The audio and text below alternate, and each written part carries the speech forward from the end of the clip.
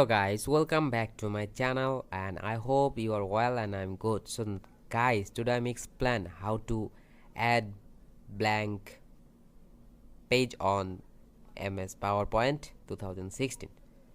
So guys, I'm just open new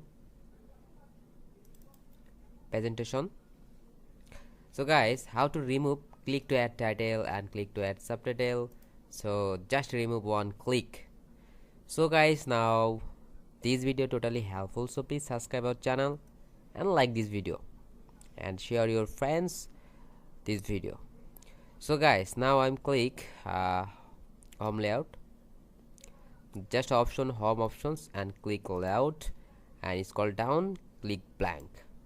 So banish the add title or add subtitles. So guys, I hope like this video and subscribe our channel. Keep watching this tutorial and subscribe for more video.